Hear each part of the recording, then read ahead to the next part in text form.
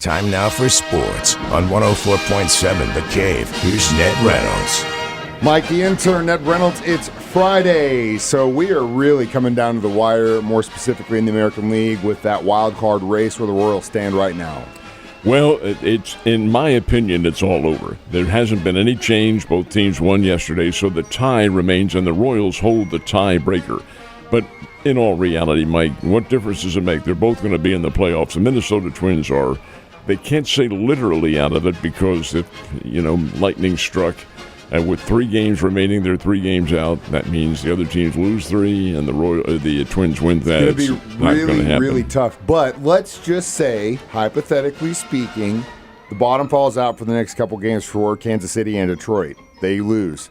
The Twins, they win 3. Now it's a 3-way tie between the 3 of them. How's this going to... The Royals would get in along with the Twins. Okay, so then Detroit's screwed. Detroit loses the tiebreaker with Kansas City. The tiebreaker being head-to-head competition, so they would be out of it. But that's not going to happen. See what's happening, but hey, man, nothing like waiting to the very end to start to find your bats. But go Royals. Let's talk about the first-round leaderboard score in the President's Cup up north right now. 5-0 USA. Yeah, pretty dominant. These were the 4-ball matches, what they play, and there are 5 of them, 5 4-ball matches. And the red, white, and blue swept all 5 of them yesterday against the international team. This is the President's Cup competition that we're talking about, which is being played at Royal Montreal Country Club in Quebec. And the USA swept them. Now, today they have best ball competition, or what's called alternate ball, and that's you have a team out there and you hit the other guy's ball, so everybody is greatly involved in this. But hey, we'll see what happens. USA was considered to be the strongest of the teams in the 15 years that they've been going on with this competition. The score is 12-1-1. USA leads it. They just dominate the international teams. This is the alternate day or year, I should say, between the Ryder Cup. So the President's Cup, right now, USA in the lead, but it's got 3 more days to go.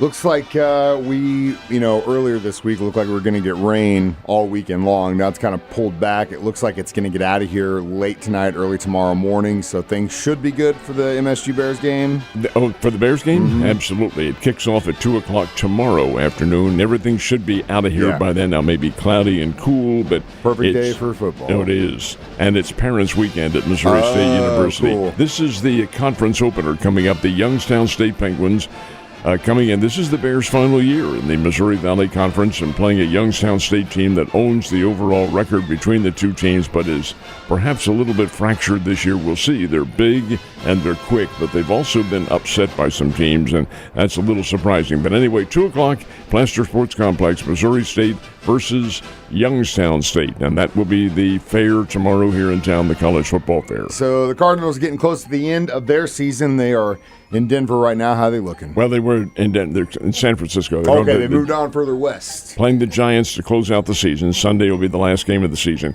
Cardinals were looking for a sweep of the Colorado Rockies out in Denver, and they went into the 8th inning leading 8-5 in the game. Right? Game is over? Hey, no problem at all. Wrong-o, sports fans. Colorado, the Rockies score 5 runs in the 8th inning. Gee, what a perfect allegory for their season. Like that, I think that game is. If any Cardinals fan was sitting there watching that, they probably thought, "Well, that's it." There it is. 10-8, the Colorado Rockies win the game, and hey, this is just a bad season, and they need some big changes in that leadership. Mm-hmm. That's what you're lacking, and a lot of it, and it's at all levels. It's not just in the clubhouse; it's in the front office as well. A buddy of mine actually, and I know this sounds crazy, but actually was an A's fan. For I don't know if it was Ricky Henderson that got him in when he was a kid. I don't really know what his tie was to being an Oakland A's fan, especially from this part of the country. But he was pretty upset about what's gone on and the tarnish of their history, moving him to Vegas and all that stuff. Let me tell you a little bit about their history, too. I'm probably one of the very few people alive who saw them play in their 3 cities. Of course, I grew up with the Philadelphia A's before they moved to Kansas City. Moved out here they are in Kansas City, saw them play as the Kansas City A's in the 1 year that they were in operation before the Royals came in. And then while I didn't see them in person in Oakland, I certainly saw them on TV a million times. They drew for their final game yesterday almost 47,000 fans. Place is totally sold out.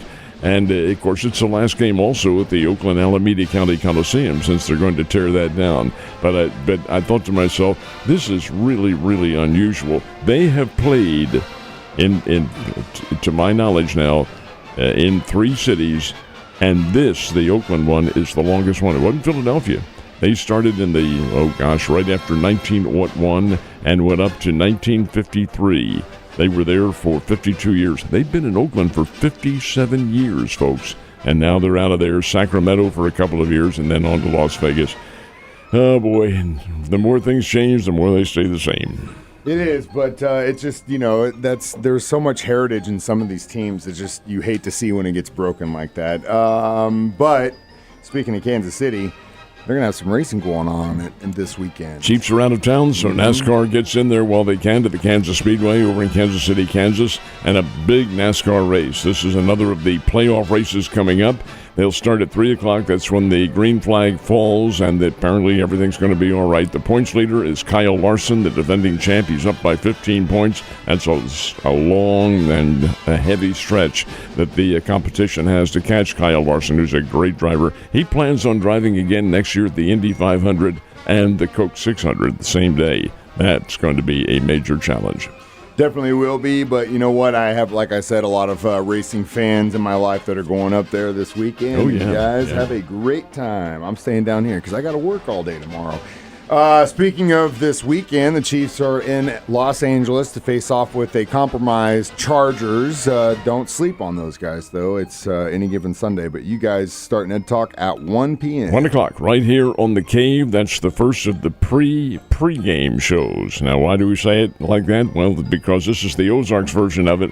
Then we go to the Chiefs pregame show with Art and all the rest of the team. That's at 2 o'clock. And then the game itself, the broadcast will start at 3. Game time out there at SoFi Stadium is probably going to be about 3:15, 3:20, somewhere around there. Chiefs go in as a 4-point favorite. Probably should be more than that, but that's where it'll stay at kickoff time, and we'll see what happens. It's a pretty good little challenge, but you're right. The Chargers are compromised. They are, but again, the Chiefs, when that's what that bet right there tells you everything you need to know. Everyone in Vegas sees it. They play down to their opponent, and that's why. It should be more, 110%. Will Reed make it more? I highly doubt it.